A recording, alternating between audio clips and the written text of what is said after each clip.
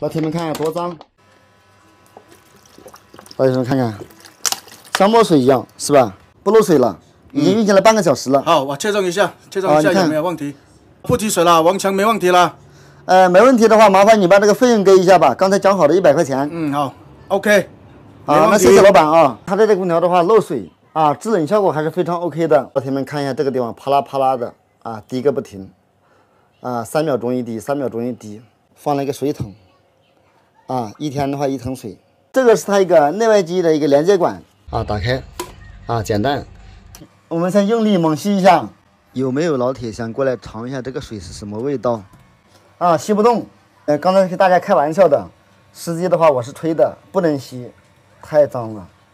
我刚才是吹的，不是吸的啊，要不然给老铁们带坏了。像这种情况，我们首先的话拿个矿泉水瓶啊，塞在这个水管这里，塞好以后呢，用胶布把它胶起来，啊，给它胶得严严实实的，不透气。老铁们看一下，啊，老铁们看看是不是很脏？老铁们看看多脏，上面灌水，下面的话下面吸水啊，还是很脏的啊。现在已经疏通了，应该差不多了啊。这瓶子拿下来，下来的话我们胶布拆开，老铁们看看，像墨水一样是吧？啊，滴响了一下，开空调，啊，制冷模式17度，空调的话已经运行半个小时了，啊，没有看到滴一滴水。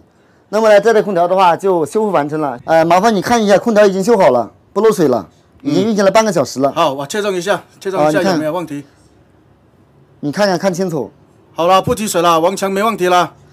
没问题的话，麻烦你把这个费用给一下吧，刚才讲好的100块钱。嗯，好 ，OK。好，那谢谢老板啊。老板，由于老板这边的话他不出镜，也没办法啊，只能这样递给我，那没办法了啊。好，今天的话就到此结束，希望老铁们喜欢。这台空调就修复成功了，只需要一个矿泉水瓶子和一点电胶布。